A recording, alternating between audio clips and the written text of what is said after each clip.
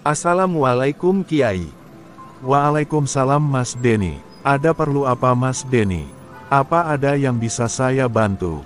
Maaf Kiai, saya sengaja datang kemari ingin mendengar nasihat dari Kiai. Nasihat apa yang akan Kiai sampaikan kali ini? Baik, kali ini, kita akan bahas tentang kunci surga, atau kunci kebahagiaan. Jangan lupa, sambil mendengarkan, zikir Allah di dalam hati. Baik Kiai. Ibnu Mubarak mengatakan, bahwa Khalid bin Ma'dan, berkata kepada Mu'az bin Jabal radhiyallahu anhu. Ceritakanlah, satu hadits yang kau dengar dari Rasulullah Shallallahu Alaihi Wasallam, yang kau menghafalnya, dan setiap hari kau mengingatnya lantaran saking keras, halus, dan dalamnya makna hadits tersebut. Hadits manakah yang menurut pendapatmu paling penting? Mu'az menjawab, baiklah akan ku ceritakan. Sesaat kemudian, ia pun menangis hingga lama sekali. Lalu ia bertutur, sungguh kangennya hati ini kepada Rasulullah Shallallahu Alaihi Wasallam, ingin rasanya segera bersua dengan beliau. Dia melanjutkan, suatu saat aku menghadap Rasulullah Shallallahu Alaihi Wasallam. Beliau menunggangi seekor unta, dan menyuruhku naik di belakangnya, maka berangkatlah kami dengan unta tersebut. Kemudian beliau, menengadahkan wajahnya ke langit, dan berdoa, puji syukur kehadirat Allah, yang maha berkehendak kepada makhluknya menurut kehendaknya. Kemudian Rasulullah Shallallahu Alaihi Wasallam berkata, sekarang aku akan mengisahkan satu cerita kepadamu, yang apabila engkau hafalkan, akan berguna bagimu, tapi kalau engkau sepelekan, engkau tidak akan mempunyai hujah kelak di hadapan Allah Subhanahu wa Ta'ala. Amal yang tertolak. Hai Mu'az, Allah menciptakan 7 malaikat, sebelum dia menciptakan langit dan bumi. Pada setiap langit, ada satu malaikat yang menjaga pintu, dan tiap-tiap pintu langit itu, dijaga oleh malaikat penjaga pintu sesuai kadar pintu dan keagungannya. Maka, malaikat hafazah, malaikat yang memelihara dan mencatat amal seseorang, naik ke langit, dengan membawa amal seseorang yang cahayanya bersinar-sinar, bagaikan cahaya matahari. Ia, yang menganggap, amal orang tersebut itu banyak, memuji amal-amal orang itu. Tapi sampai di pintu langit pertama, berkata malaikat penjaga pintu langit itu, kepada malaikat hafazah, tamparkanlah amal ini ke wajah pemiliknya, aku ini penjaga tukang pengumpat. Aku diperintahkan untuk tidak menerima masuk tukang mengumpat orang lain, jangan sampai amal ini melewatiku, untuk mencapai langit berikutnya. Keesokan harinya, ada lagi malaikat hafazah yang naik ke langit, dengan membawa amal solih seorang lainnya, yang cahayanya berkilauan, ia juga memuji lantaran begitu banyaknya amal tersebut. Namun malaikat langit kedua mengatakan, berhentilah, dan tamparkan amal ini ke wajah pemiliknya, sebab dengan amalnya itu dia mengharap keduniaan. Allah memerintahkanku, untuk menahan amal ini, jangan sampai lewat hingga langit berikutnya. Maka seluruh malaikat pun melaknat orang tersebut sampai sore hari. Kemudian ada lagi malaikat hafazah yang naik ke langit, dengan membawa amal hamba Allah yang sangat memuaskan, penuh amal sedekah, puasa, dan bermacam-macam kebaikan, yang oleh malaikat hafazah dianggap demikian banyak dan terpuji. Namun saat sampai di langit ketiga, berkata malaikat penjaga pintu langit yang ketiga, tamparkan amal ini ke wajah pemiliknya, aku malaikat penjaga orang yang sombong. Allah memerintahkan, untuk tidak menerima orang sombong masuk. Jangan sampai amal ini melewatiku untuk mencapai langit berikutnya. Salahnya sendiri, ia menyombongkan diri di tengah-tengah orang lain. Kemudian ada lagi malaikat hafazah yang naik ke langit keempat, membawa amal seseorang yang bersinar, bagaikan bintang yang paling besar, suaranya bergemuruh, penuh dengan tasbih, puasa, salat, naik haji, dan umrah. Tapi ketika sampai di langit keempat, malaikat penjaga pintu langit keempat mengatakan kepada malaikat hafazah, berhentilah, jangan dilanjutkan, tamparkan amal ini ke wajah pemiliknya, aku ini penjaga orang-orang yang suka ujub atau membangga-banggakan diri. Aku diperintahkan, untuk tidak menerima masuk amal tukang ujub. Jangan sampai amal itu melewatiku untuk mencapai langit yang berikutnya, sebab ia kalau beramal selalu ujub. Kemudian naik lagi malaikat hafazah ke langit kelima, membawa amal hamba yang diarak bagaikan pengantin wanita diiring kepada suaminya, amal yang begitu bagus seperti amal jihad, ibadah haji, ibadah umrah. Cahaya amal itu bagaikan matahari. Namun, begitu sampai di langit kelima, berkata malaikat penjaga pintu langit kelima, "Aku ini penjaga sifat hasud, dengki, iri hati." Pemilik amal ini, yang amalnya sedemikian bagus, suka hasud kepada orang lain atas kenikmatan yang Allah berikan kepadanya. Sungguh ia benci kepada apa yang diridai Allah Subhanahu wa Ta'ala. Saya diperintahkan agar tidak membiarkan amal orang seperti ini untuk melewati pintuku menuju pintu selanjutnya. Kemudian ada lagi malaikat hafazah dengan membawa amal lain, berupa wudhu yang sempurna, salat yang banyak, puasa, haji, dan umrah. Tapi saat di langit ke-6, malaikat ini mengatakan, "Aku ini malaikat penjaga rahmat." Amal yang seolah-olah bagus ini, tamparkanlah ke wajah pemiliknya. Salah sendiri, ia tidak pernah mengasihi orang. Apabila orang lain yang mendapat musibah, ia merasa senang. Aku diperintahkan, agar amal seperti ini tidak melewatiku hingga dapat sampai pintu berikutnya. Kemudian ada lagi malaikat hafazah naik ke langit ke-7, dengan membawa amal seorang hamba, berupa bermacam-macam sedekah, puasa, salat, jihad, dan kewaraan. Suaranya pun bergemuruh bagaikan geledek. Cahayanya bagaikan kilat. Namun tatkala sampai di langit ke-7, malaikat penjaga langit ke-7 mengatakan, "Aku ini penjaga sumat atau ingin terkenal." Sesungguhnya orang ini ingin dikenal dalam kumpulan-kumpulan, selalu ingin terlihat lebih unggul di saat berkumpul, dan ingin mendapat pengaruh dari para pemimpin. Allah memerintahkanku, agar amal itu tidak sampai melewatiku. Setiap amal yang tidak bersih karena Allah lillahi ta'ala, itulah yang disebut riya. Allah tak akan menerima amal orang-orang yang riya. Kemudian, ada lagi malaikat hafazah naik membawa amal seorang hamba, salat, zakat, puasa, haji, umrah, akhlak yang baik, pendiam, tidak banyak bicara, zikir kepada Allah. Amalnya itu diiringi para malaikat hingga langit ke-7, bahkan, sampai menerobos memasuki hijab-hijab, dan sampailah ke hadirat Allah Subhanahu wa Ta'ala. Para malaikat itu berdiri di hadapan Allah. Semua menyaksikan bahwa, amal ini adalah amal yang solih dan ikhlas karena Allah Subhanahu wa Ta'ala. Namun Allah berfirman, "Kalian adalah hafazah, pencatat amal-amal hambaku. Sedangkan, akulah yang mengintip hatinya. Amal ini tidak karenaku, yang dimaksud oleh si pemilik amal ini bukanlah aku. Amal ini tidak diikhlaskan demi aku. Aku lebih mengetahui dari kalian, apa yang dimaksud olehnya dengan amalan itu. Aku laknat dia, karena menipu orang lain, dan juga menipu kalian, para malaikat hafazah. Tapi aku takkan tertipu olehnya. Aku ini yang paling tahu akan hal-hal yang gaib.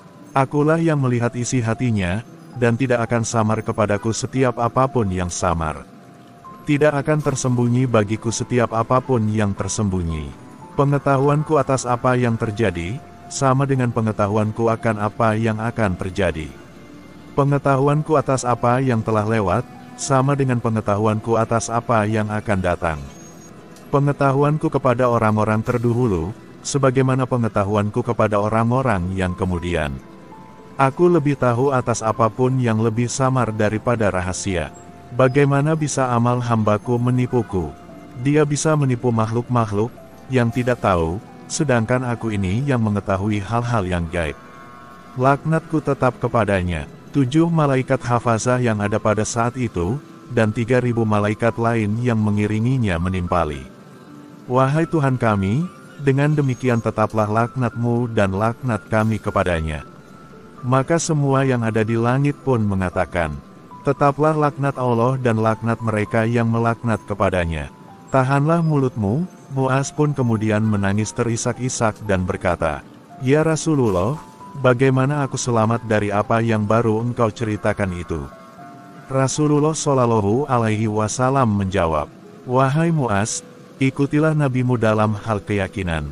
Muaz berkata lagi, "Wahai Tuan, engkau adalah Rasulullah. Sedangkan aku ini si Muaz bin Jabal, bagaimana aku dapat selamat dan terlepas dari bahaya tersebut? Rasulullah Shallallahu Alaihi Wasallam bersabda, seandainya dalam amalmu ada kelengahan, tahan mulutmu, jangan sampai menjelek-jelekan orang lain, dan juga saudara-saudaramu sesama ulama. Apabila engkau hendak menjelek-jelekkan orang lain, ingatlah pada dirimu sendiri. Sebagaimana engkau tahu dirimu pun penuh dengan aib. Jangan membersihkan dirimu dengan menjelek-jelekan orang lain. Jangan mengangkat diri sendiri dengan menekan orang lain. Jangan ria dengan amalmu agar diketahui orang lain. Janganlah termasuk golongan orang yang mementingkan dunia dan melupakan akhirat. Kamu jangan berbisik-bisik dengan seseorang, padahal di sebelahmu ada orang lain yang tidak diajak berbisik. Jangan takabur kepada orang lain, nanti akan luput bagimu kebaikan dunia dan akhirat. Jangan berkata kasar dalam suatu majelis, dengan maksud supaya orang-orang takut akan keburukan akhlakmu itu. Jangan mengungkit-ungkit apabila berbuat kebaikan. Jangan merobek-robek pribadi orang lain dengan mulutmu, kelak kamu akan dirobek-robek oleh anjing-anjing neraka jahanam, sebagaimana firman Allah. Wana sitati nasita, di neraka itu ada anjing-anjing perobek badan-badan manusia, yang mengoyak-ngoyak daging dari tulangnya. Aku, Mu'az berkata, ya Rasulullah, siapa yang akan kuat menanggung penderitaan semacam ini? Jawab Rasulullah Shallallahu Alaihi Wasallam, wahai Mu'az, yang kuceritakan tadi itu, akan mudah bagi mereka yang dimudahkan Allah Subhanahu wa Ta'ala. Cukup untuk mendapatkan semua itu, engkau menyayangi orang lain, sebagaimana engkau menyayangi dirimu sendiri, dan membenci sesuatu terjadi kepada orang lain, apa-apa yang engkau benci bila sesuatu itu terjadi kepadamu. Apabila seperti itu, engkau akan selamat, terhindar dari penderitaan itu. Khalid bin Madan, yang meriwayatkan hadits itu dari Mu'az radhiyallahu anhu, mengatakan, Mu'az sering membaca hadits ini, sebagaimana ia seringnya membaca Al-Quran, mempelajari hadits ini sebagaimana ia mempelajari Al-Quran dalam majelisnya. Jadi amal-amal ibadah kita, akan tertolak ketika akan melewati langit, karena di langit ada pintu-pintu, dan malaikat penjaga-penjaga pintu itu, diperintah menahan amaliyah yang akan melewati langit, dan yang menjadi larangan atau yang menahan amal itu sampai adalah amal-amal tercela. Artinya amal itu akan lolos melewati langit, jika pengamal amaliyah itu telah bebas dirinya dari sifat tercela, dan sifat tercela itu, adanya dan tumbuhnya di titik-titik latifah manusia, marah, sombong, ujub, iri, dengki, hasad, sumah, riak, semua tumbuhnya di titik latifah manusia. Artinya ketika masih ada sifat-sifat tercela itu di titik latifah manusia, maka manusia tidak akan diterima amaliyahnya, karena amaliyahnya tidak bisa melewati pintu langit, juga artinya, amaliyahnya masih kotor, tidak ikhlas, dan ketika sudah bersih dari sifat tercela itu, dikatakan amaliyah manusia itu sudah bersih atau ikhlas. Sifat tercela itu akan selalu ada, jika tidak dibersihkan, dan akan bersih kalau ada usaha membersihkan, dan yang bisa membersihkan itu hanya la ilaha illallah. Makanya kenapa la ilaha illallah itu dikatakan sebagai seutama-utama zikir, mengalahkan zikir yang lain, karena tanpa la ilaha illallah semua amal, semua zikir, semua doa tertolak. Makanya la ilaha illallah dikatakan miftahul jannah, miftah itu kunci, jannah itu surga, surga itu kebahagiaan, kunci sebagai kunci semua pintu langit. Dan setelah semua pintu langit terbuka, maka akan mendapat kebahagiaan, sebab semua amal baru bisa diterima di sisi Allah, dan semua doa diijabah Allah. Sebab titik latifah tempatnya, di titik di dada dan kepala manusia, maka zikir la ilaha illallah kemudian melafazkannya mengikuti urutan titik latifah. Sebab maksud la ilaha illallah itu, digunakan membersihkan titik latifah, dari segala macam kotoran sifat tercela, yang tumbuh di titik latifah, seperti membersihkan kerak di suatu benda, maka gerakan membersihkan mengikuti bentuk dari benda yang akan dibersihkan. Itulah kenapa ada gerakan menggeleng ke sana kemari, mengikuti urutan bentuk titik latifah. Jadi syariatnya zikir la ilaha illallah itu, untuk membersihkan titik-titik latifah dari sifat tercela, dan hakikat melakukan zikir la ilaha illallah itu, untuk agar nafsu dan ego kita tunduk mengakui, kalau tidak ada yang wajib ditaati, wajib ditunduki, wajib dibuat sandaran, bertawakal, tidak ada yang kekal kecuali Allah, ego kita diruntuhkan, untuk menyerah dalam pengakuan dan kehambaan lahiriahnya. Kita membersihkan dengan gerakan mengikuti posisi titik latifah, karena mau membersihkan titik latifah dari sifat tercela, dan batiniahnya, kita mengakui dan tunduk taat menghamba pada ketunggalan Allah dalam ubudiyah. Tidak ada Tuhan-Tuhan yang lain yang wajib ditaati. Ketika latifah selalu dibersihkan, lambat laun akan bersih dari sifat tercela. Ketika telah bersih, baru amal-amal, termasuk doa kita, bisa lolos melewati langit, dan diterima Allah.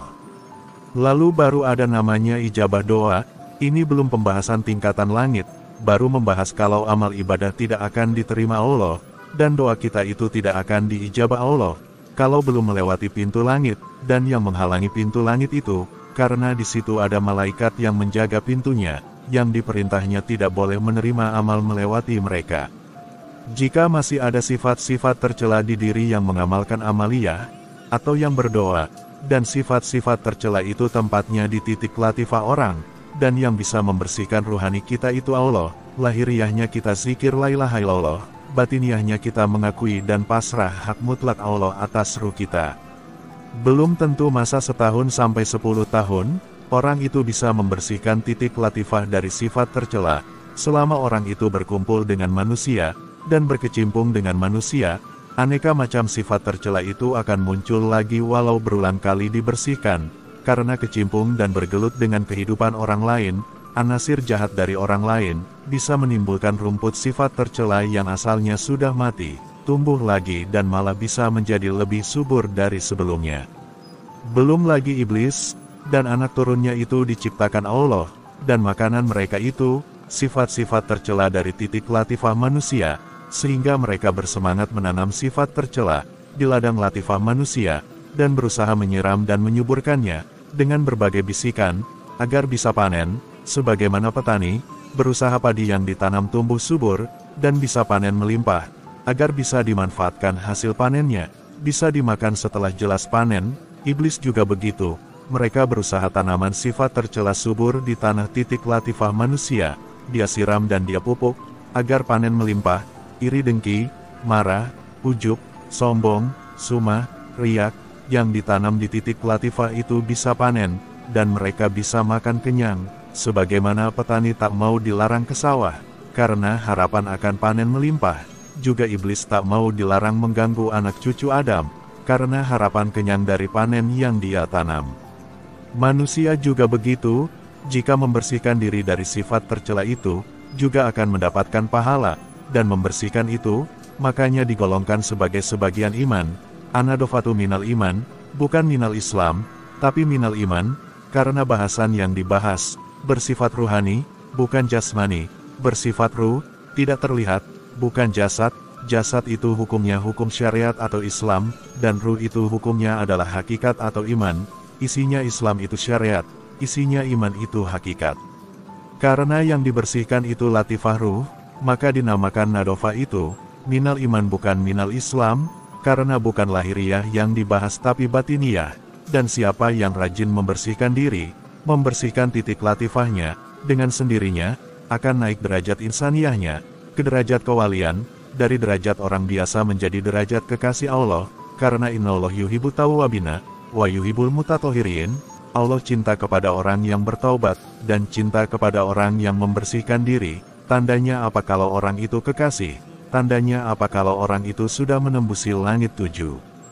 Tandanya, setiap doanya diijabah Allah, sudah lewat langit 7, sebab sudah bersih latifahnya, doanya dan amalnya sampai kepada Allah, dan diijabah doa itu, dan itu sebagai bukti orang itu masuk menjadi kekasih Allah, seperti orang itu cinta pada seorang gadis, akan dipenuhi permintaan si gadis yang dicintai, sebagai wujud tanda cinta, untuk amal ibadah bisa menembus langit itu, bukan dengan kita naik ke langit, tapi dengan membersihkan titik latifah kita dari sifat tercela, sebab sifat-sifat tercela itulah, yang menghalangi amal ibadah sampai kepada Allah.